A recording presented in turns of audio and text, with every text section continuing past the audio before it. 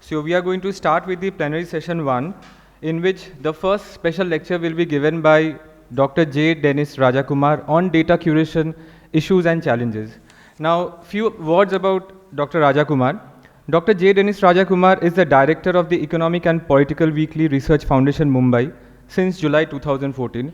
He received his MPhil in Applied Economics and PhD in the Economics from JNU, New Delhi, through the Center for Development Studies, Thiruvananthapuram.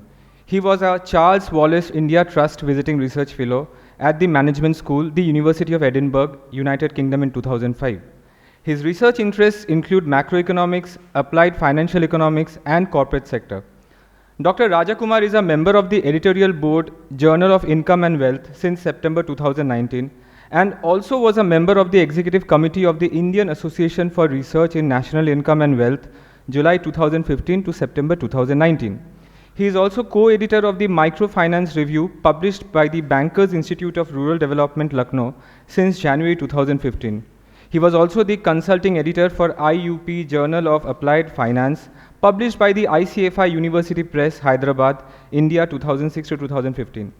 Dr. Rajakumar has also published several research papers and undertaken consultancy assignments and projects for national and international books. So, along with Dr. Rajakumar, I would also like to introduce Professor Achin Chakraborty, who will be chairing the session. Now, Professor Chakraborty is the Professor of Economics and Director at the IDSK Institute of Development Studies, Kolkata. He received his PhD in Economics from the University of California at Riverside, USA. His areas of specialization are welfare economics, human development, health economics, environmental economics, political economy, methodology of social science. Some of his recent works include the book Limits of Bargaining, Capital, Labor, and the State in Contemporary India, jointly with Shubhanil Chaudhary, Shupurna Banerjee, and Zad Mahmood, and the edited book The Land Question in India, State, Disposition, and Capitalist Transition, jointly with Anthony P. DeCosta. He has also published in reputed journals such as Economic and Political Weekly, Journal of Quantitative Economics, Environment and Development Economics, and the Economic Theory. So I would like to invite now Dr. Rajakumar on stage, along with Professor Achin Chakraborty, Director IDSK, who will be chairing this session. Sir, please. Thank you. Thank you, Kaustav, for nice introduction of Dr. Dennis Rajakumar. And just to add a word to what Kaustav has already said, Dennis has been doing this, he has been there at EPW Research Foundation for quite some time now, and as director for quite a few years. So we thought that he would be the right person to talk about, because he's managing these entire resources, data resources on behalf of EPW Research Foundation. And we know that we all subscribe to EPW Research Foundation for our work on social sciences, particularly economic issues and also other issues. So they have this huge database. So that's why, and Dennis is the person who is actually managing the whole thing. He has a whole office to do that. So we are very much interested to hear from Dennis.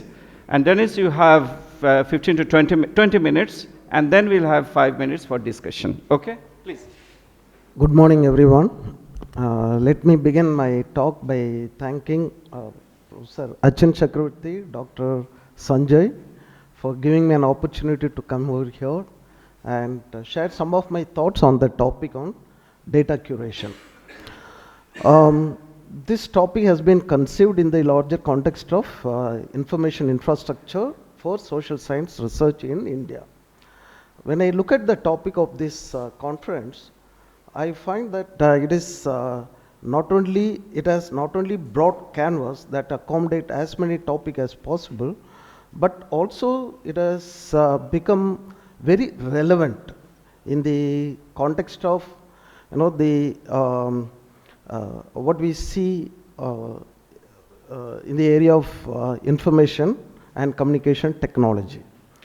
Now these days, what normally happens is research scholars are interested in getting data right at the tips of their fingers, and try to use them instead of spending time going to library and physically sit there and collect the information. What would be the reason? Probably they think that this may be less value addition process, but very time consuming process. So they would like to get a lot of information in their fingertips, for which they don't have to spend hours together sitting in the library. Now this idea has come up probably in the last 2 decades, when we were all scholars in the 90s. We never felt that it was a burden on us. We never felt that going to library and collecting information was not a tax on our time. But these days somehow it has become that way. That's again acceptable in the larger context of advancement in the area of ICT.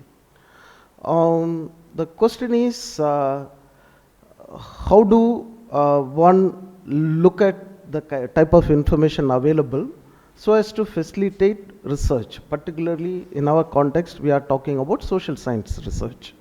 So at one level, there is a demand. At another level, what's the kind of supply we see that meets the demand for this kind of information? Now, if you actually see the context in which data, particularly economic data in our country, is being collected and made available, it has its own history, going back to the colonial era only. But whatever we continued thereafter in the post-independence period, and whatever we are continuing till date, it has got a common element. That is, these data collections, or the way the statistical system in our country has evolved, it is all a byproduct of administration, both by the union government as well as by the state governments. So much so, whatever we see in the area of social science, the kind of data what is available to the scholars, they are mostly administrative data.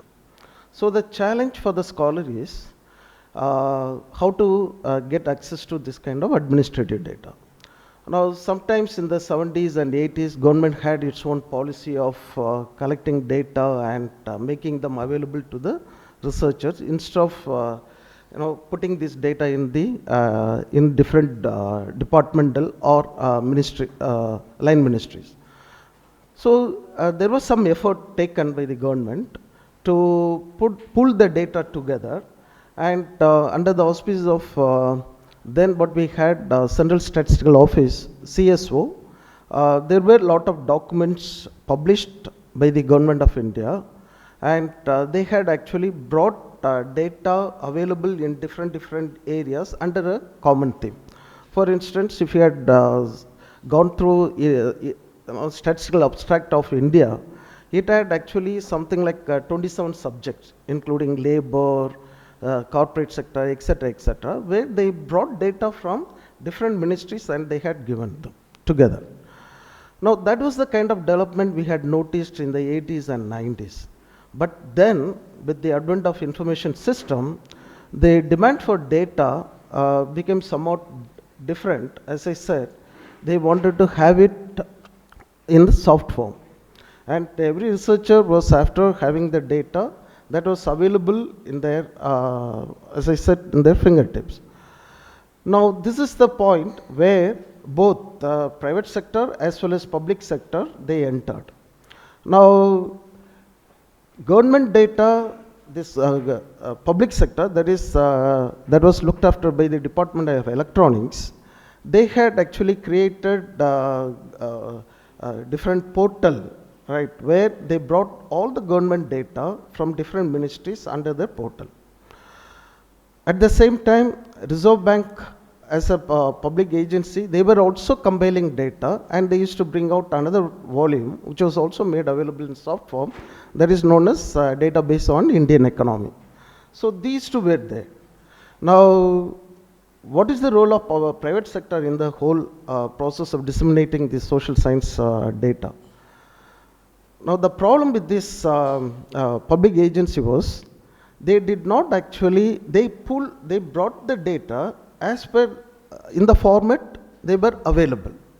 So they did not actually organize the data that a researcher might actually look forward to. So that means they had actually gone into the business of collecting the data rather than, organizing them in the manner that that will suit the research requirements. So this is the place where the topic like data curation becomes very important, right? Basically, data curation is nothing but value addition in the process of making the information available to a researcher. But then it is not very simple, right? There was a committee, and I was also a member of that committee on data dissemination, policy of Government of India, and they talked about a lot of things, saying that look,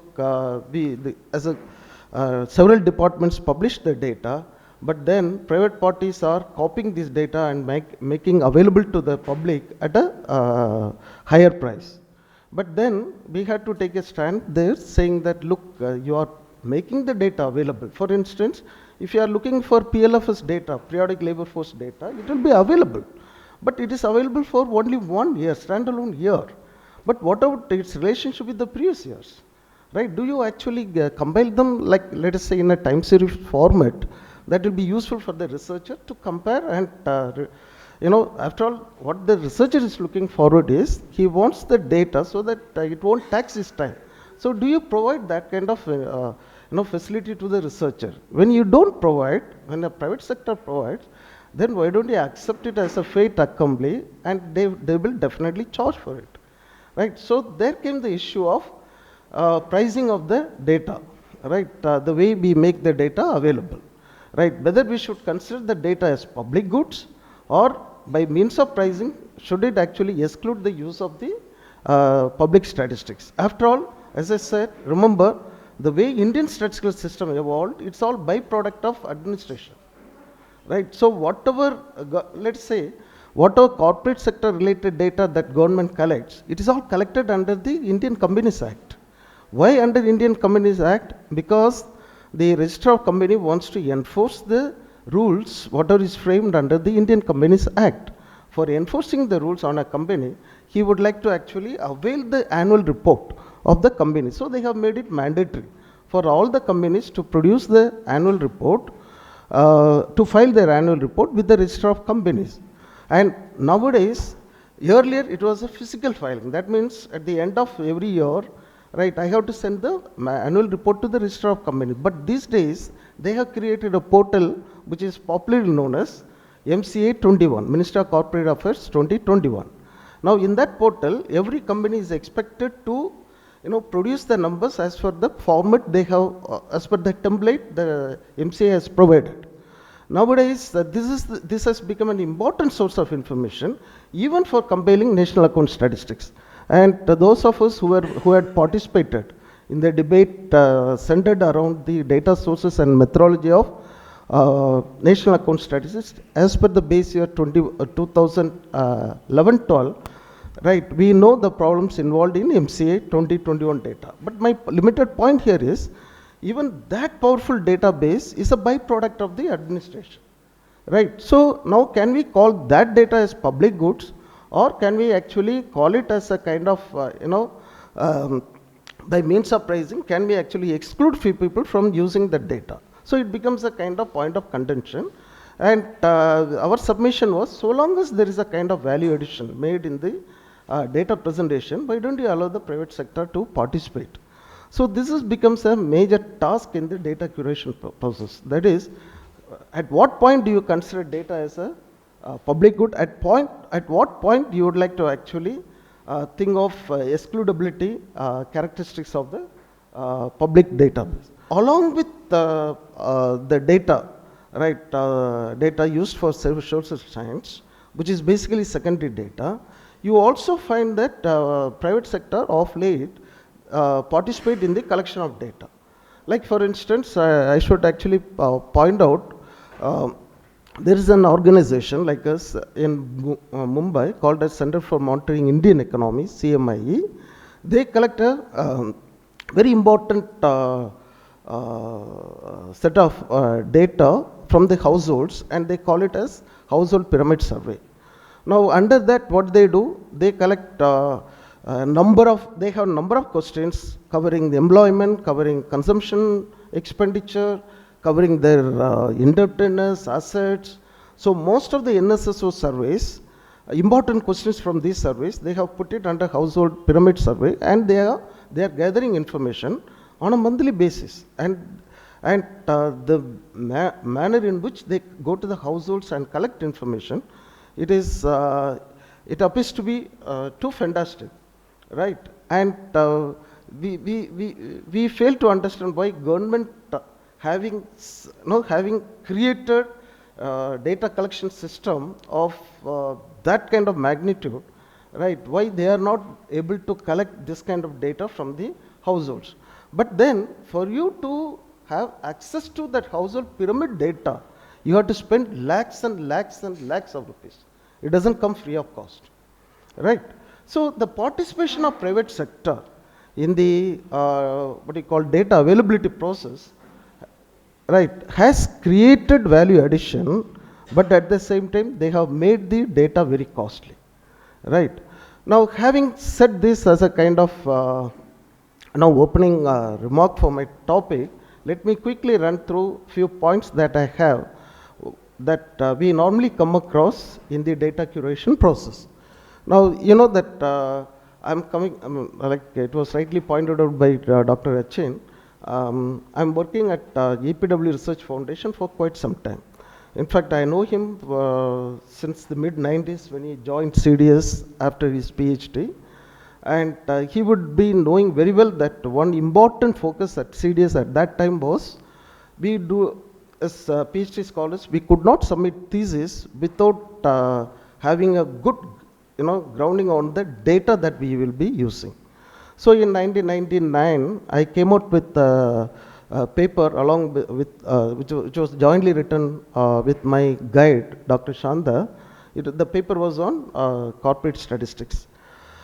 In 2001, I joined EPW Research Foundation, and that's the time we launched the project known as Database on Indian Economy with the help of some public agencies. Then I was there for quite some time. Then I left the organization, but later I joined in the mid-2000, in 2014. So since then, we had been actually in the business of developing this database known as India Time Series, wherein we pull all the data pertaining to certain subjects within social science under certain broad themes. So right now our database on Indian economy has grown quite big. Now we have got about 30 subject modules. Now why I'm talking about this particular database is, it is a good case to understand the data curation process and the kind of issues that emerge in that business of data curation and the challenges what we face. Now, I was just looking at the meaning of data curation, right? What I came across is very simple, right? Data curation is nothing but it's a work of organizing, managing a collection of things. Now, what we refer to collection of things in our context is collection of information. Now, collection of information is nothing but collection of, when we put the data together, they become information. So, you can broadly conceive collection of things as collection of data that meets the needs and interests of a specific group of people. And what is the group of people we are talking about? So, anyone who is interested in social science research.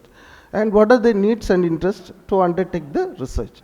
So this is what I said, that there is a demand for the data, but then the demand, how you are going to meet the demand? Is it just by giving the data the way the CSO used to give till the late 90s? Or is it the way that we provide the data by organizing them on certain themes, right, and based on certain relationship, etc.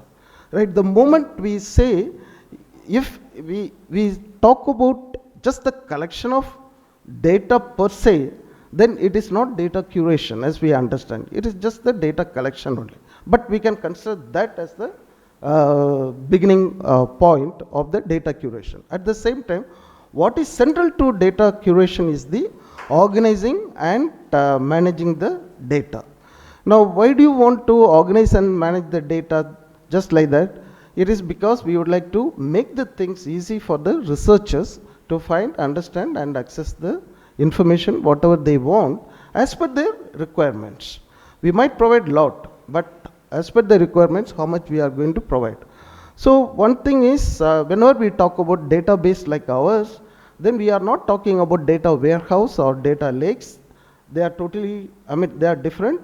Rather, since we actually organize the data in a manner, right, it may not be a predetermined manner, because each subject module has its own beauty in itself, and it has got its own requirement, and therefore the way we organize the data under each of the subject modules is also different, right? So as I said, since the information infrastructure would mean it's a shared resource, facilitating shared resources, right? What we do here is we organize the data, right, in a shareable format. So as I said, in the business of database management, all that we do is we collect the information, organize, and we manage. Now, these three aspects of data curation, right, has its own issues and challenges. Now, how do we organize? Collection is rather a simple phenomenon to understand, but organizing is the key part of the entire data curation, right? Collection has got its own challenges. I'll point it out. What are the challenges we face while collecting the information?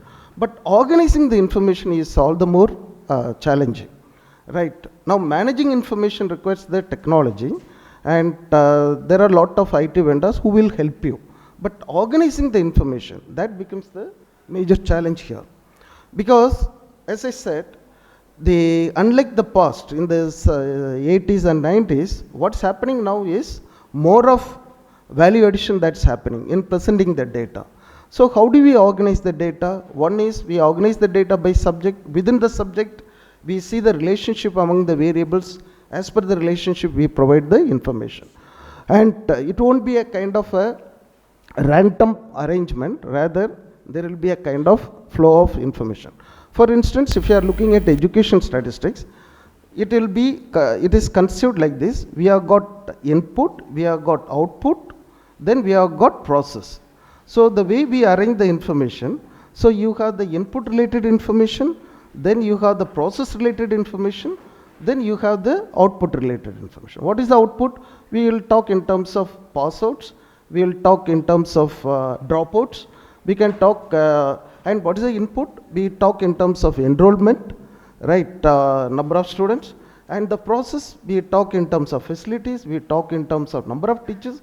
So when you see the data, the way we have organized, right, that particular module on education, so you have the flow like this. Input is there, then process, then comes the output. So that's the manner in which we organize the data. So it's like, as a researcher, what is that you are interested? If you are interested in the output, let's say, what is that question you have got? Dropout. Then you can skip lot of sections and straight away get into dropout section, right? So that's how it's being organized. Then another way of organizing the data is, since our country has state, federal arrangement, we present the data as much as possible. One, at the all India level, immediately we break the data by states, right? And another beauty of our database, which I am not seeing, right, which is not matched by any other private agency, is we collect the data which is available for standalone years, then we put them together in a time series format. To give you an example, look at Annual Survey of Industries. It is conducted every year by the NSO. Now, the data what is available to you by states, by industry, industry by states, etc., they are all meant for 1 year. But if you come to our website, we have pulled the data from 1973 onwards. Now we have got close to 50 years of data in our website. So now in one place, you have the data of last 50 years available. Now where will you get this kind of information? This is what we call it as arranging the data. Right, so one way of arranging the data is by subject, right? Within the subject, you just explore the relationship between the variables. Then for the students to test their hypothesis, what you do is present the data as per the kind of predetermined relationship. Second one is by states, third one is by years. But we don't actually give the data in that manner. Rather, if you come to our website, you will find that subject wise there, within the same subject you have the state wise, within the state also you have the year wise. So we put all the three together, right? So this is the kind of, this is the manner in which we organize the data. But I'll just skip. Okay, now these are the core values under which we organize the data, that is accuracy, timeliness and completeness. I don't know how many minutes I have. 2 minutes. Okay, I'll straight away get into the challenges. I can take some questions and answer this. 2 slides I think I will share with you. One is the challenges that we face, right? See, for anyone who is interested in data curation, what is data curation? After all, collecting the things and organizing them, right? Managing, you will get a lot of technical support. There are a lot of people, but organizing is the core element. But for you to organize the data, there has to be, you should get the documents uninterrupted way. So that means if you are going to use educational statistics, right, then that educational statistics should be available to you. Now what's happening here is, we know that education statistics as a document, or any document for that, as a matter of fact, you don't get it in one place, right? So, and not only that, since we talk about from the early time, right, let us say from in the post-independence period, right, if you have to actually collect the information, then we have to go back to early 50s. And you might find that documents were produced even in the early 50s. But then to get these documents, right, where will you go? Right, so they are not available, right? So what we do is we actually find out, contact different libraries and ask them whether they have this kind of documents with them. And for certain subject modules, we would have to collect documents from at least from 10 or 15 different places. So this becomes one important challenge for us. Second one is, even so, right, what's happening here is, lot of documents which were there at some point, they are all discontinued, right? And they are all replaced by some new documents. But new publications, the problem is they may not follow the same definition. For instance, we talk about employment and unemployment survey of NSSO. Now it is replaced by PLFS, Periodic Labor Force Survey. Now the question is whether they have the same sample coverage as in the predecessor. The answer is no. Because of the difference in the sample coverage, can you actually compare some of the measures of employment, like let's say labor force participation rate, between the EUS survey and PLFS? You will not be able to compare. Then the question is, right, since we have already compiled EUS, right, can you actually put PLFS together?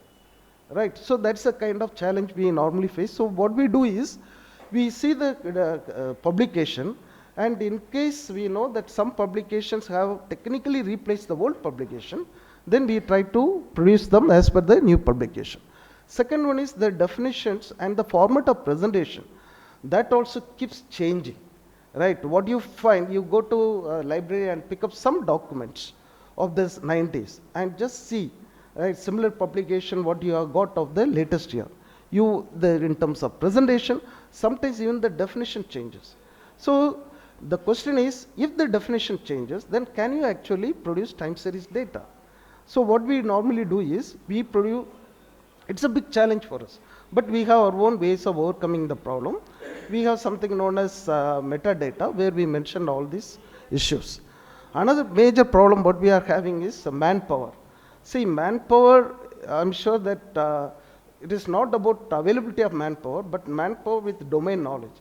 And one thing is data curation.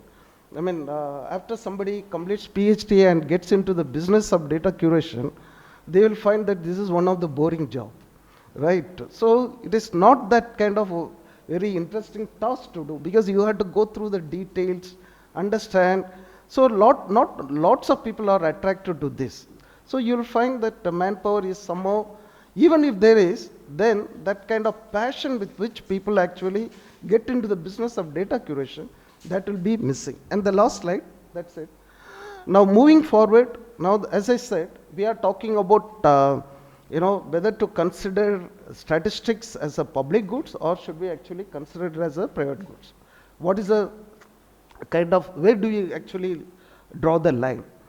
Now, with the increasing participation of private sector in the data dissemination process, we cannot avoid, but we have to price the product. Right, now if you want to subscribe our own product, then you have to pay, nowadays it is not less than 1 lakh. Right, now the question is, right, whether all institutes will be able to, will subscribe or not, it becomes a question. At the same time, statistics is meant for consumption. Now, are we excluding consciously some group of people just because of your pricing mechanism? So I do not know. This is a larger issue which will have to be taken up.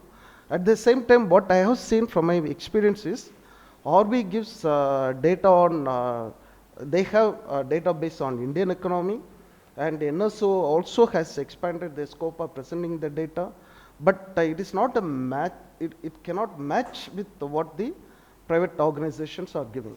So probably this is one area where we look forward to kind of public agency support for private participation here.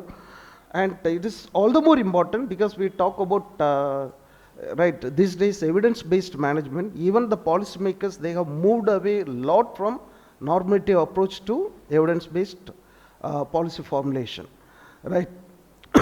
Those were the days when people used to have some normative norms, right, to derive certain policies, but nowadays they ask for information.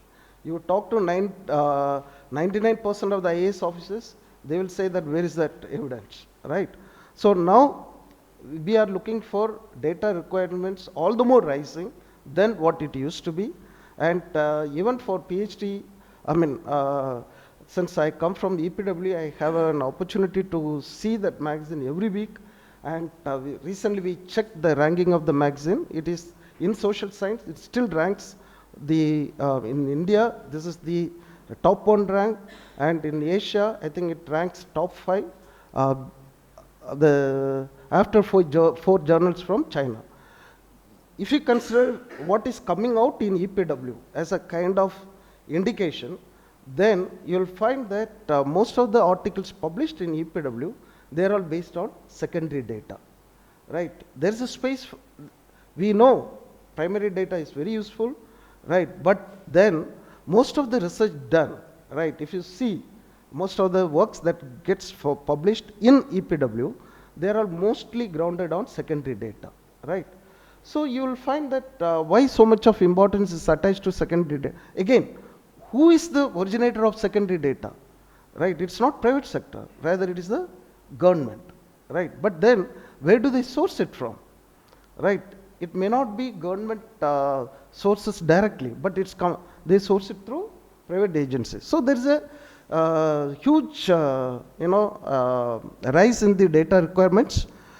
But at the same time, when we see the kind of development that is taking place, I'll just highlight what the latest 15th Finance Commission had flagged off is, they say that it is okay, the country had been framing policies looking at the country as a whole, but later on, looking at the federal setup, state become as a focal point.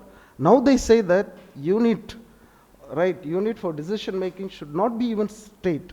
They say that it should be local level, right? What they mean by local level, it can be a district or it can be Panchayat Raj.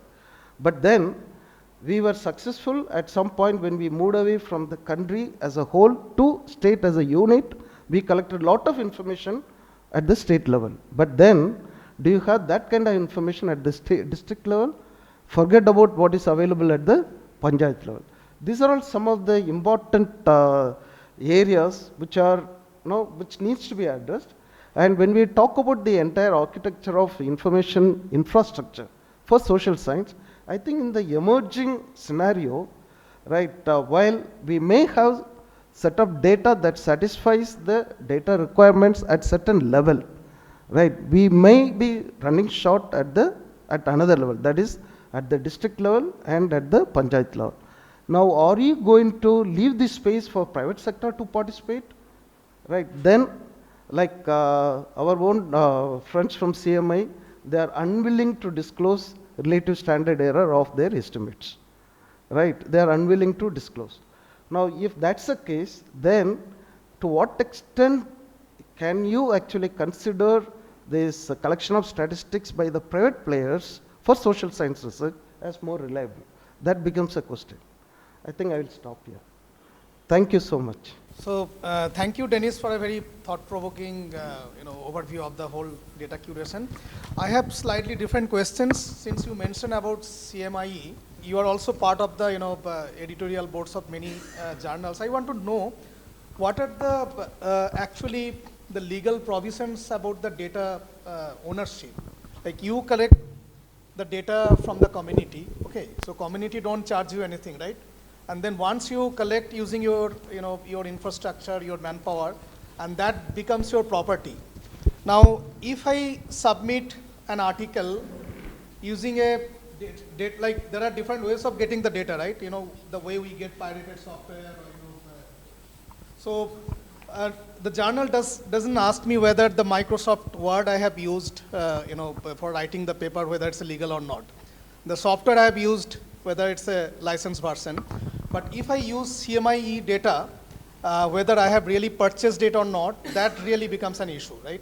So unless my institution has not purchased CMIE, that household pyramid data, I was told that I am not actually supposed to use it. So what are the legal provisions of the data ownership?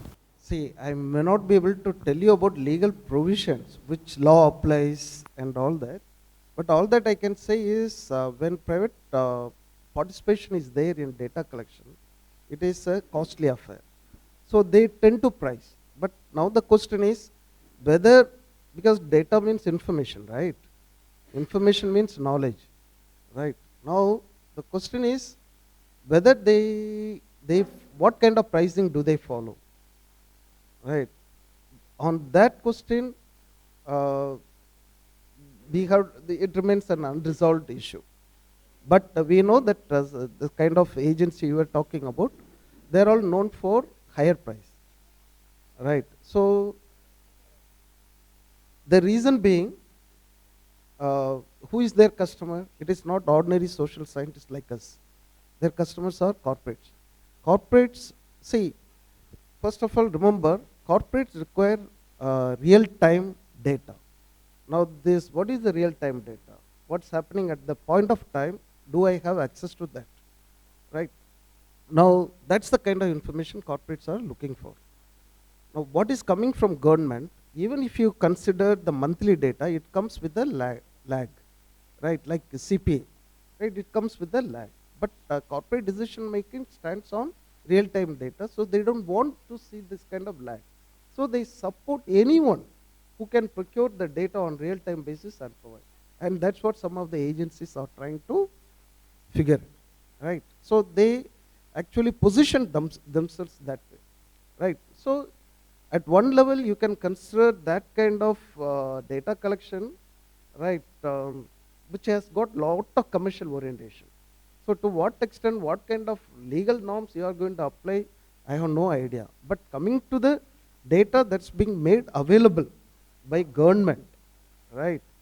Now, whether they can be priced on the higher side or what should be the optimal price for that kind of database, I have no idea. But right now, we don't have any norm or legal framework governing the dissemination of data, whether we talk about primary data or the secondary data. We have got lot of rules related to privacy, right, but not about data dissemination per se, right?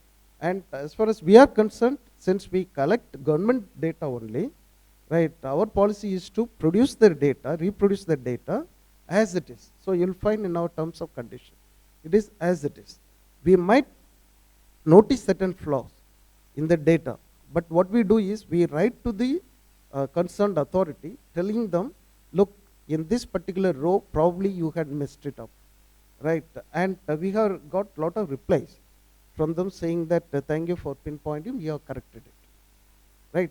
That way, we actually help the government department also to correct the way they actually produce the data. That is our policy, as it is, right? But remember, we are not talking about, I think your question is, the data that's being reproduced, right, data of government reproduced, as opposed to data which is procured by the private agencies or themselves, right?